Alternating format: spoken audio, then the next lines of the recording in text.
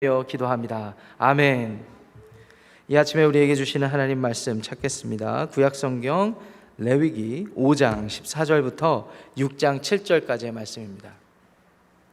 레위기 5장 14절부터 6장 7절까지의 말씀을 보시겠습니다.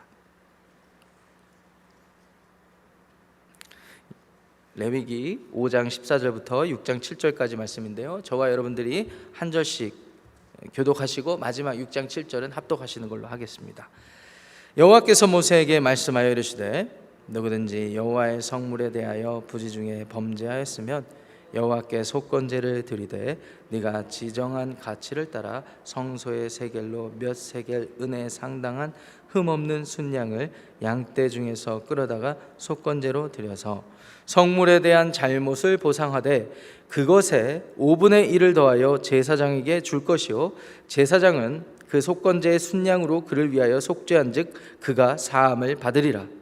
만일 누구든지 여호와의 계명 중 하나를 부지 중에 범하여도 허물이라 벌을 당할 것이니 그는 네가 지정한 가치대로 양떼 중 흠없는 순양을 속건제물로 제사장에게로 가져갈 것이요 제사장은 그가 부지 중에 범죄한 허물을 위하여 속죄한즉 그가 사함을 받으리라. 이는 속건제니 그가 여호와 앞에 참으로 잘못을 저질렀음이니라.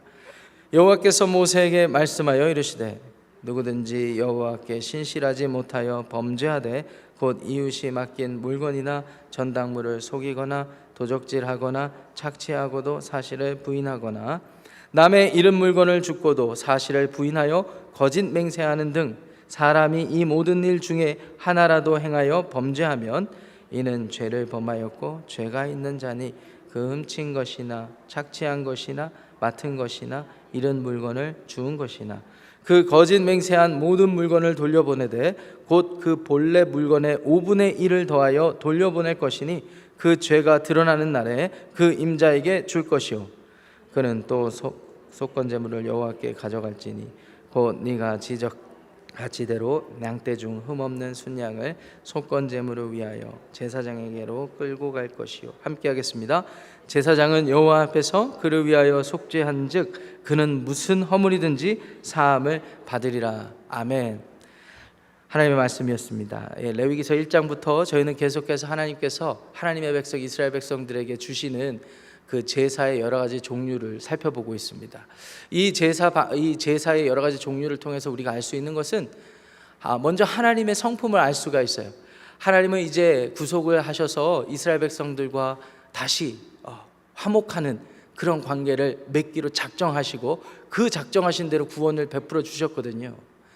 그런데 이스라엘 백성들 입장에서는 하나님이 누군지를 우리가 아는 이 신약 시대만큼 정확히 알지 못합니다. 그렇기 때문에 하나님은 일일이 다 가르쳐 주실 일이 필요했어요.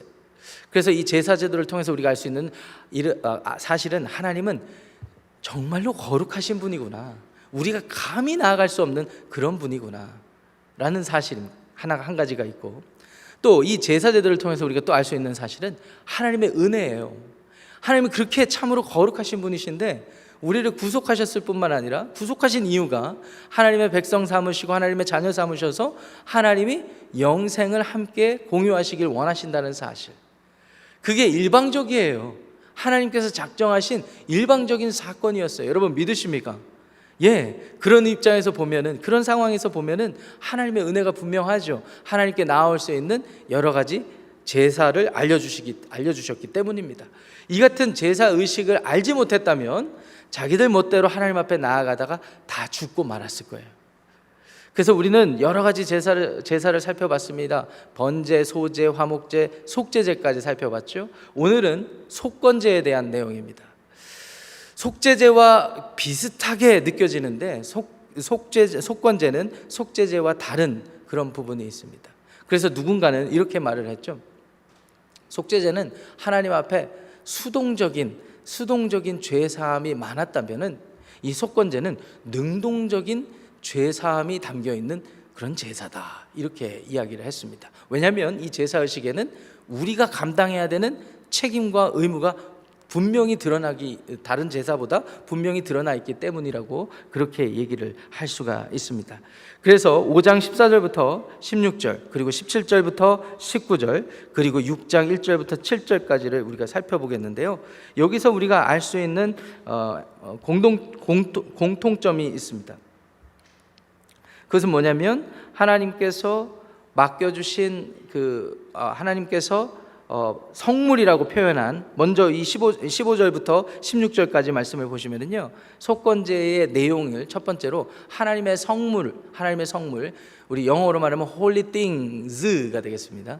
성물들 이런 게 되는데요, 이것을 우리가 어떻게 해야 되는가?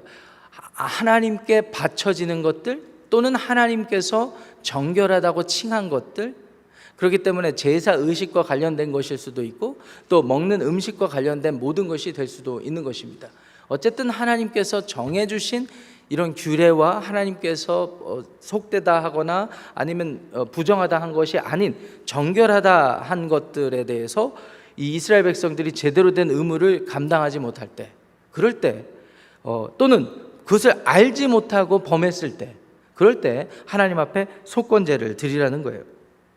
내용은 이렇습니다. 순양을 드리는 거예요. 이 순양은 성소의 세겔로 몇 세겔 은에 상당한 그런 가치라고 그렇게 15절에 되어 있는데, 이게 얼마나 되는지는 정확히 모릅니다. 얼마나 되는지 모르겠지만 중요한 것은 순양을 끌어다가 드리라는 것입니다. 그리고 이게 다가 아니죠. 16절에 보시면은 자신이 잘못한 것을 보상하는 차원에서 16절 중반절에 보면 그것의 5분의 1을 더하라 이렇게 했습니다. 5분의 1을 더해서 제사장에게 주라. 여기 5분의 1이라 그러면은 우리가 퍼센티지로 하면은 한 20%가 되겠습니다. 그러니까 잘못한 것의 20%에 더 책임을 다해서 하나님 앞에 속건제를 드리라는 것이죠. 하나님의 성물에 대한 것이 15절부터 16절이라면 17절부터 19절은요, 하나님의 계명에 대한 모든 것이 되겠습니다. 이 또한 부지 중에 범죄하였다면, 알지 못했던 상황 가운데 범죄하였다면 흠없는 순양을 통해서 속건제물로 드리라는 것입니다. 자, 그 다음에 6장 2절부터 7절까지를 보시면요, 이건 이제 관계적인 이슈가 되겠습니다. 6장 2절 보세요.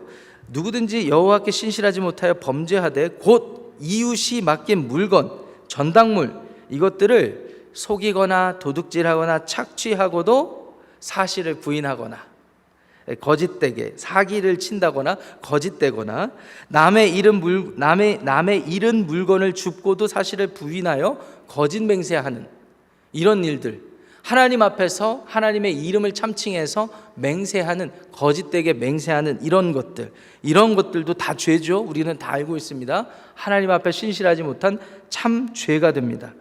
근데 이거는 죄된 것이니까 그러면 어떻게 해야 되는가? 4절부터 5절 보시면은요, 죄를 범하였고 죄가 있는 자니 훔친 것, 착취한 것, 맡은 것, 잃은 물건, 주운 것 중에 그 거짓 맹세한 모든 물건을 돌려보내라 이렇게 되어 있습니다. 여기서도 책임이 강조되고 있죠. 마땅히 해야 될 일들이 강조되고 있습니다. 그리고 그 본래 물건의 5분의 1을 더하라 이렇게 했습니다. 이 5분의 1을 우리가 어떻게 환산할 것인가 애매할 것 같지만, 그래서 아마 아까 제가 지나가면서 설명드렸던 5장 15절에 지정한 가치를 따라 성소의 세겔의 가치가 등장하지 않았을까라는 생각을 해봅니다. 왜냐하면 5분의 1을 어떻게든 환산하고 계산을 해야 되니까 말이죠. 정리하면 이렇습니다. 하나님께서 하나님 앞에 이스라엘 백성들이 거룩하신 하나님 앞에 나오기 위해서 죄를 사함받는 그런 제사 의식을 알려주시는데, 이런 특별한 케이스들도 미리 알려주시는 거예요. 하나님의 성물에 대한 것, 그러니까 하나님이 거룩하신 하나님 입장에서 정결하다 칭하시고, 너희들이 정결하기 위해서 이런 것들을 주의해야 된다라고 지정해 주신 것들에 대해서 우리가 범죄하였다면 하나님 앞에 나아가서 죄를 사함받아야 된다는 거예요. 아유, 목사님 그런 것도 사함받아야 돼요? 예, 사함받아야 돼요. 왜요? 하나님이 거룩하시니까. 그 거룩하신 하나님이 그렇게 원하시니까 그렇게 해야 됩니다. 뿐만 아니라 하나님의 모든 계명도 마찬가지예요. 하나님의 모든 계명. 목사님, 저는 그래도 지난주에 한 90%는 계명을 지켰어요. 나머지 10%는 어떻게 하실 거예요?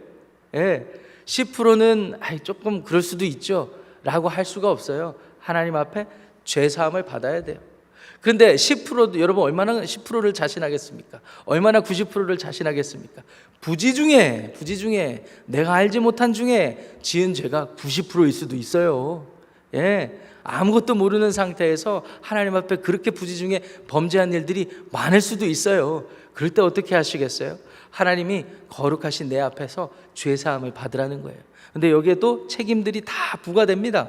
마지막으로 이웃과의 관계에서는 마찬가지예요. 내가 하나님 앞에 회개 기도하고 끝났어요. 이걸로 다 해요. 나 지난주에 회개 다 했어요. 어떻게 하라는 거예요? 하나님께서 5분의 1을 더해서 다 갚아주라는 거예요. 우리가 이웃과의 관계에서 우리가 감당해야 될 책임이 있다라는 것입니다. 여러분, 이스라엘 백성들의 입장에서 이 속건제를 받을 때의 그런 느낌과 생각들을 한번 여러분들이 한번 상상해 보시기를 바랍니다. 이 사람들은 이집트에서 구속받을 당시에는 노예로 살았어요. 노예로 살았어요. 그렇기 때문에 노예의 상황 속에서 지킬 수 있는 룰은 간단했을 거예요. 그렇지 않습니까? 이집트 당국에서 작업량을 내려주면 그 작업량을 어떻게 할까? 그 외에 다른 거에 대해서는 크게 연연하지 않았던 그런 문화였을 수도 있습니다. 그런데 이런 사람들이 거룩하신 하나님의 은혜로 구속을 받고 보니까 이게 한두 가지가 아닌 거예요. 다시 살아야 되는 삶의 방식이 한두 가지가 아닌 거예요. 그런데 이게 귀찮은 일이 아니라 그렇게 해서 하나님의 백성으로서 온전하게 되는 법들을 가르침을 받고 그런 삶을 한 걸음 한 걸음 살아나게 되게 되었다는 것이 오늘 말씀 속에서 또 우리가 관찰할 수 있는 부분입니다. 오늘날 우리도 마찬가지죠. 예수 그리스도의 은혜로 우리 이사야 53장 10절을 가서 보시면은 우리 예수님께서 우리를 위해서 십자가에서 죽어주신 그 사건을 예수님이 그 희생을 하신 것을 이사야 53장 10절에 뭐라고 예언하신 줄 아세요? 제가 한번 읽어볼게요. 여호와께서 그에게 상함을 받게 하시기를, 예수 그리스도이시죠? 원하사 질고를 당하게 하셨은즉 그의 영혼을 속건제물로 드리기에 이르면 그가 씨를 보게 되며 그의 날은 길 것이요 또 그의 손으로 여호와께서 기뻐하시는 뜻을 성취하리로다. 예수님께서 우리의 속건제물이 되어주셨습니다. 어디서는 화목제물이라고 그러고 어디서는 또 속건제물이라고 그러고 도대체 이것을 어떻게 해야 되겠습니까? 오늘은 속건제를 다루고 있으니까 속건제에 대해서 살펴볼게요. 더 생각해 볼게요. 여러분, 우리의 죄는 우리가 생각하는 것 이상의 대가를 요구합니다. 항상 대가를 요구해요. 대가가 요구되지 않는 사회, 국가 시스템은 망하게 돼 있어요. 질서가 깨지게 돼 있어요.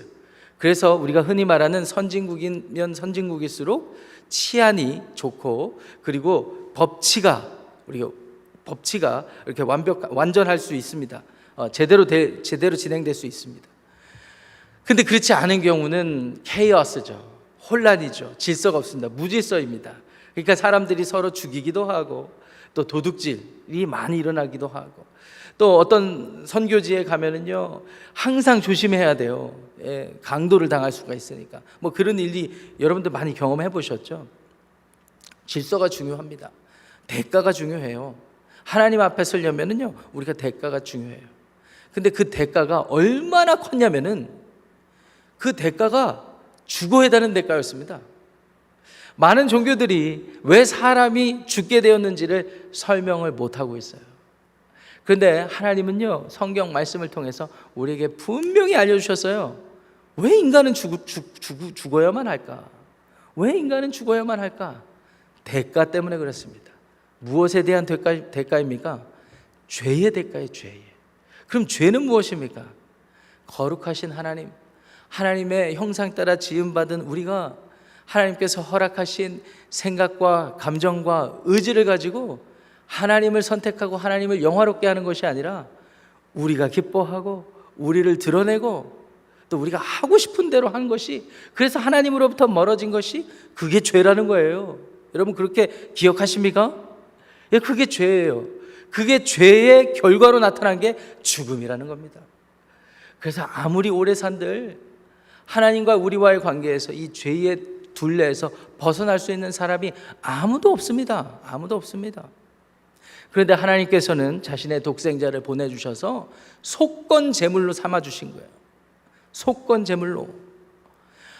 목사님, 그럼 제가 지불해야 되는 모든 대가와 책임, 아니 다른 건 몰라도 5분의 1은 다 어디 갔습니까? 5분의 1. 예. 5분의 1. 예수님께서 모든 것을 다 커버해 주신 거예요. 그래서 하나님 앞에 나아갈 수 있는 모든 이 책임과 대가가 예수 그리스도 안에서 완전히 이루어졌다는 것을 기억하시기 바랍니다. 그런데요, 그게 다가 아닙니다. 하나님께서 우리에게 요구하시는 삶의 책임과 의무도 또한 있습니다. 그것이 무엇입니까? 그렇게 구속받은 것을 깨닫고 감사하고 겸손하게 사는 하나님의 자녀들은 자신의 주어진 삶의 자리에서 자기에게 주어진 책임과 의무를 다하라는 거예요. 특별히 오늘 6장 1절부터 7절까지 해서 보셨다시피 인간관계 안에서 일어난 모든 죄의 결과도 우리가 책임지고 다해야 되는 의무가 있다라는 겁니다. 목사님, 제가 과거에 이렇게 큰 죄를 저질렀는데 하나님께 내가 회개했으니까 이제 자유함을 누렸습니다. 자유함을 누렸습니다. 그런데 자신이 과거에 지었던 죄가 누군가에게 해당되고 누군가에게 어마어마한 피해를 입히고 그런 죄라면 자신이 하나님 앞에서 애통할 뿐만 아니라 그것에 대한 책임지는 자세가 필요하다라는 거예요. 5분의 1을 더해서 20%를 더해서 우리가 해야 되는 게 있어요. 많은 사람들이, 기독교를 비판하는 많은 사람들이 기독교인들이 위선적이라고 비판하는 포인트가 무엇입니까? 자신만 하나님 앞에 온전하고 죄사함 받았다고 느끼는, 그렇게 감상에만 빠져있는 상태라고 해서 그렇게 느껴져서 위선이라고 그렇게 보는 것 아니겠습니까? 그런데 정말 하나님 앞에서 거듭난 사람들은요, 자신이 죄 지은 것에 대한 참된 뉘우침이 있고 그 참된 뉘우침 끝에 돌이킴이 있습니다. 그 돌이킴에는 관계 회복도 있고요, 관계를 책임지려는 그런 진지한 자세도 있는 거예요. 그렇기 때문에 여러분 잘 생각해 보세요. 여러분 신약 성경에 누가복음 19장에 가보시면은요, 삭개오가 예수님을 만났을 때 삭개오가 어떻게 반응했습니까? 자신이 토색하고 착취한 것이 있으면 4배나 더해서 갚겠다고 그렇게 얘기했어요. 얼마나 등쳐먹었으면은 그렇게 얘기했겠어요? 근데 그 값어치보다 자신이 얼마나 죄인인지를 깨달은 결과라고 생각할 수 있습니다. 뿐만 아니라 자신의 재산의 절반을 가난한 자들에게 나누겠다고 그랬어요. 목사님, 그러면 꼭 그렇게 해야만 구원을 받습니까? 돈으로 말씀드리는 게 아닙니다. 행위로만 말씀드리는 게 아닙니다. 속건제물로 나를 대신해서 드려지신 예수 그리스도 안에서 구원의 확신을 입고 하나님의 은혜를 안 사람들이라면 하나님을 경외하는 마음으로, 하나님 앞에 더 영광 돌리는 마음으로 감당해야 되는 책임을 다하라는 것이죠. 그래서 오늘 메시지의 한 가지 포인트는 간단합니다. 우리의 죄의 대가는 너무 큽니다. 그렇지만 그 죄의 대가를 하나님께서 예수 그리스도의 은혜로, 예수 그리스도를 속건제물로 삼아주셔서 우리를 속량하셨다면 오늘 우리에게 주어진 삶의 자리에서 우리가 해야 될 의무를 기억하시면서 그 의무를 감당해야 된다는 겁니다. 말로 상처 주신 분들이 기억나십니까? 다가가세요. 전화하세요. 문자해 주세요. 내가 미안하다고. 그냥 은근슬쩍 지나가지 마시고, 오늘 하나님 율법의 말씀대로 누군가에게 돈을 꾸거나 누군가에게 맡은 물건을 은근히 모른 척 지나가거나 착취하거나 거짓 맹세한 그런 일들이 기억나십니까? 기억나시는 대로 하나님 앞에 회개하고 전화하세요. 그리고 할 수 있는 한도 안에서 갚으세요. 그리고 해야 될 의무를 감당하세요. 그런 삶의 부담이 없으면 어떻게 구원받은 사람이라고 할 수 있겠습니까? 하나님이 그와 같은 거룩하고 정결한 삶을 요구하시는데 말입니다. 사랑하는 성도 여러분, 속건제물 대신 우리 주 예수 그리스도 안에서 거하시면서 오늘 거룩하고 순결한 삶의 실천이 있기를 주님의 이름으로 축복합니다. 기도하겠습니다. 하나님 감사합니다. 오늘 속건제사를 살펴보았습니다. 우리의 죄의 대가가 너무 크다라는 것을 우리가 다시 한번 실감합니다. 하나님, 우리를 위해서 보내주신 예수 그리스도로 인하여서 우리가 구속을 누렸다면 하나님, 우리 이 은혜를 기억할 뿐만 아니라 우리가 이 은혜를 따라 해야 되는 모든 일들을 감당할 수 있게 하여 주시옵소서. 오늘 우리의 삶의 자리에서 우리에게 기억나게 하시는, 생각나게 하시는 모든 죄의 과거들을 돌아보며 우리가 갚아야 되는 모든 것들을 우리가 행하기를 원합니다. 삭개오처럼 우리가 잘못한 것이 있다면, 우리가 마땅히 감당해야 되는 것이 있다면, 그리고 우리가 지나친 것들이 있다면 우리의 재물이나 우리의 모든 삶의 노력을 통하여서, 실천을 통하여서 그런 것들을 다 갚을 수 있는 그런 노력이 있게 하여 주시옵소서. 우리의 노력은 우리의 노력으로 구원받는 것이 아니라 우리에게 구원을 이루어 주신 하나님의 은혜, 그리고 하나님을 경외하는 마음으로 우리가 감당하기 원함입니다. 하나님, 우리의 마음의 소원을 이루어 주시옵소서. 우리 주 예수님의 이름으로 간절히 기도합니다. 아멘. 하늘에 계신 우리 아버지여, 이름이 거룩히 여김을 받으시오며 나라가 임하시오며 뜻이 하늘에서 이루어진 것 같이 땅에서도 이루어지이다. 오늘 우리에게 일용할 양식을 주시옵고 우리가 우리에게 죄진 자를 사하여 준 것 같이 우리 죄를 사하여 주시옵고 우리를 시험에 들게 하지 마시옵고 다만 악에서 구하시옵소서. 나라와 권세와 영광이 아버지께 영원히 쌓옵나이다. 아멘. 개인적으로 기도하고 돌아가시겠습니다.